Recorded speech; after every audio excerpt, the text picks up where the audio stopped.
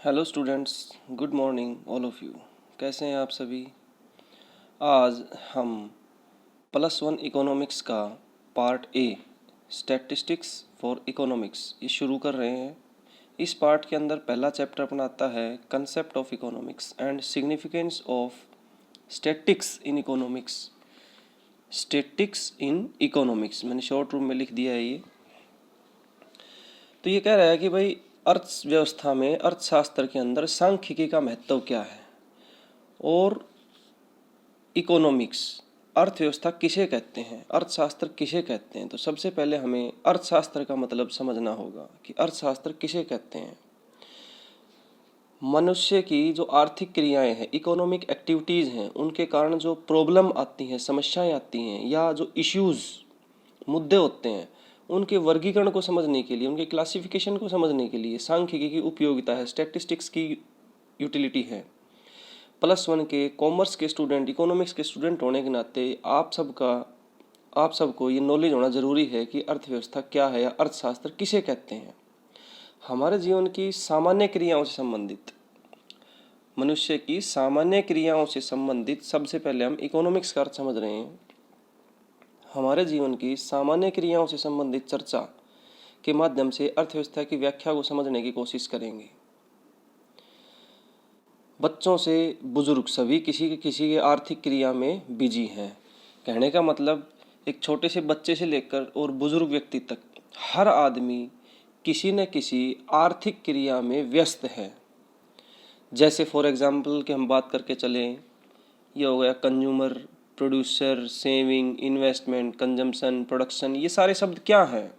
हो सकता है हमने 10th क्लास तक इन शब्दों को पढ़ा हो, सुना हो, लेकिन अब हम इनका मीनिंग समझेंगे। तो सबसे पहले हम बात करते हैं consumer. Who is a consumer? उपभोक्ता कौन है? उपभोग का मतलब क्या है? उपभोग का मतलब होता है मनुष्य अपनी ज़रूरतों को पूरा करने के लिए, अपनी आवश्यकताओं को पूरा करने के लिए, अपनी संतुष्टि के लिए किसी भी वस्तु या सेवा का जो प्रयोग करता है, दैट इज कॉल्ड कंज्यूमर। वो उपभोक्ता है जो इन क्रियाओं को अपनी संतुष्टि के लिए इन वस्तुओं का प्रयोग करता है। तो वो जो प्रयोग करने वाला है वो तो हो गया कंज्यूमर। लेकिन अब ये कंजम्पशन क्या है? तो कंजम्पशन वो प्रोसेस, वो प्रक्रिया।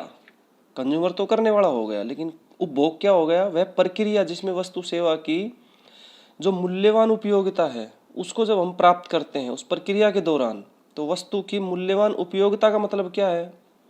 जैसे प्राकृतिक क्षमता, मानवीय आवश्यकताओं की संतुष्टि के लिए वस्तु या सेवाओं का हम प्रयोग करते हैं, उसे हम क्या बोलते हैं? कंजम्पशन, उपभोग। नेक्स्ट पॉइंट आता है हमारा उत्पादन, प्रोडक्शन। उत्पादन क्या है? उत्पादन दूसरी आर्थिक क्रिया है। नाम तो हमने सुना है, अब इस चीज़ का हम प्रोडक्शन कर रहे हैं, उसने ये प्रोडक्शन कर दिया। प्रोडक्शन है क्या? ये इकोनॉमिक एक्टिविटी है। हम में से बहुत से लोग उत्पादन क्यों करते हैं? आय कमाने के लिए। उत्पादन किस लिए करते हैं हम? आय कमाने के लिए, ताकि हमारी आय हो सके। कोई भी गुड्स एंड सर्विसेज, वस्तु या सेवा हम तैयार करते हैं किसके लिए? ताकि हम उसको सेल करें और फिर हम इनकम कमाएं। ये तो हो गया उत्पादन। अब उत्पादक कौन है? जो इन क्रियाओं को करता है। उत्पादक कौन हो गया? जो इन क्रियाओं को करता है, वह प्रक्रिया जिससे वह रॉ मटेरियल, कच्चे माल को तैयार माल में जो करता है, इन सब को उत्पादन के साधनों को एकत्रित करके जो ये सारी प्रक्रिया को पूरा करता है, उसे हम क्या कहते हैं? उत्पादक। फिर आता है हमारा सेविंग। सेविंग सब ने सुना होगा 10th क्लास तक कि सेविंग क्या है। सेविंग का मतलब सभी जानते हैं, बचत। बचत किसे कहते हैं? आय का वह भाग, इनकम जो हम कमा रहे हैं ना, आय का वह भाग जो हमने उपभोग नहीं किया, हमने क्या कर लिया? उसको सेव कर लिया, बचा लिया, तो उसे हम क्या कहेंगे? बचत कहेंगे।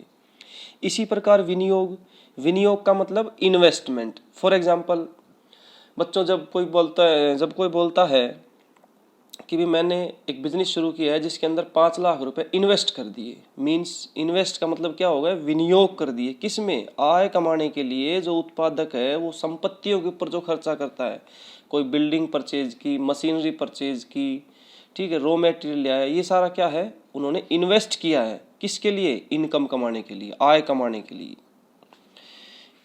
ठीक है। आगे आता है हमारा इकोनॉमिक एक्टिविटी। इकोनॉमिक एक्टिविटी का मतलब क्या हो गया? आर्थिक क्रिया। क्रियाएं सभी करते हैं, इकोनॉमिक नॉन इकोनॉमिक। तो आर्थिक क्रिया किसे कहेंगे? कि वह क्रिया जो दुर्लभ साधनों का प्रयोग करने से संबंधित। दुर्लभ का मतलब स्कैर्सिटी, स्कैर्स का मतलब जो साधन कठिनाई से मिले, तो दुर्लभ साधनों का प्रयोग करने से संबंधित है। आवश्यकताओं के मुकाबले में, आवश्यकताओं की यदि हम बात करें कि मनुष्य की आवश्यकताएं कैसी हैं, तो आवश्यकताएं हमेशा असीमित होती हैं। कैसी? असीमित होती हैं। लेकिन उनके साधन जो होते हैं वो सीमित होते हैं। देखो 3 बातें होती है इकोनॉमिक्स में।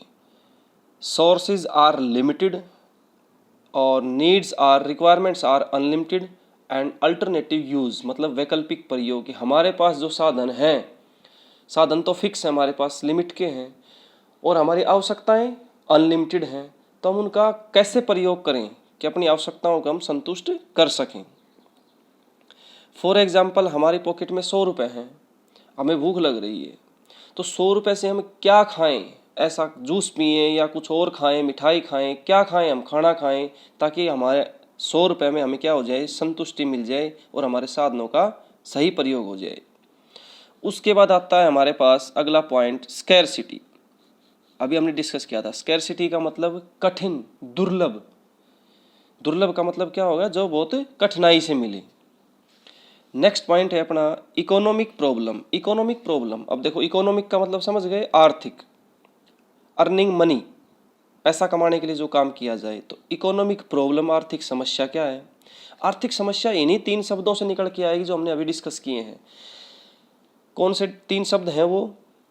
Sources are limited, requirements are unlimited, and alternative use. कि साधन सीमित होते हैं, आवश्यकता असीमित होती है, और उनके वैकल्पिक प्रयोग होते हैं। तो इन्हीं में से जो चुनाव की समस्या होती है, चुनने की, चूज करने की, चॉइस की, कि हम कहाँ अपने पैसे को यूज करें, उसे हम क्या बोलते हैं? आर्थिक समस्या कहते हैं। 3 डिस्टिंक्ट कंपोनेंट्स ऑफ इकोनॉमिक्स। कि अर्थशास्त्र के अंदर 3 डिस्टिंक्ट कंपोनेंट्स ऑफ इकोनॉमिक्स। की अर्थव्यवस्था के अंदर, अर्थशास्त्र के अंदर 3 मुख्य अलग अलग तत्व हैं। क्या क्या है? Consumption, production, distribution.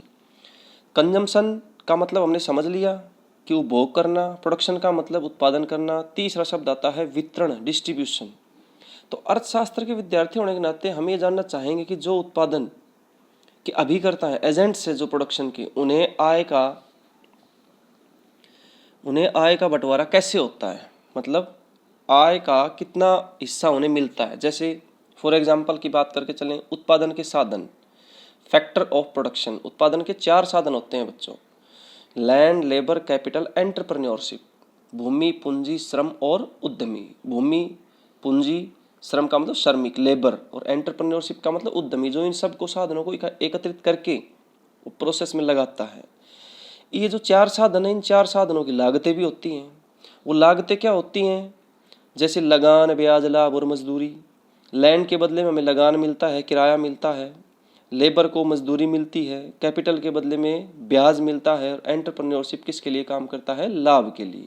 अर्थात अर्थशास्त्र में वितरण के सिद्धांत को कैसे समझना है हमने, किसको क्या मिलता है, यही क्या है? डिस्ट्रीब्यूशन का सिद्धांत। उसके बाद आता है micro economics and macro economics.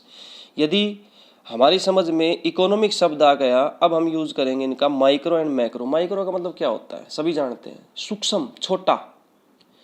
व्यष्टि, यहाँ पर शब्द क्या है इसके लिए? व्यष्टि शब्द यूज किया गया है। तो व्यष्टि का मतलब क्या हो गया? जैसे व्यष्टि का मतलब व्यक्तिगत इकाई।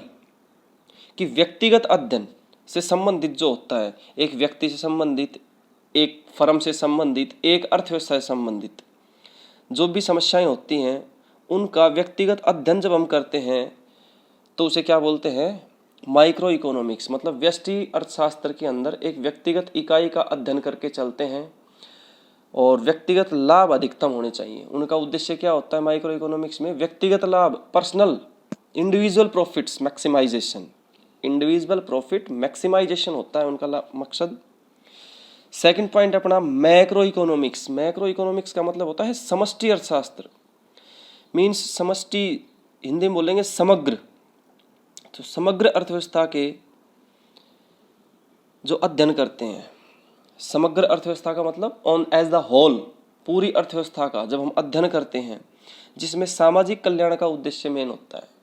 देखो दो डिफरेंसेस मिल गए यहाँ पर। माइक्रो के अंदर हमने क्या बताया आपको कि माइक्रो के अंदर क्या उद्देश्य होता है, individual profit maximization. But macro के अंदर हमारा क्या पर्पज हो गया कि सोशल वेलफेयर, सामाजिक कल्याण का उद्देश्य होता है।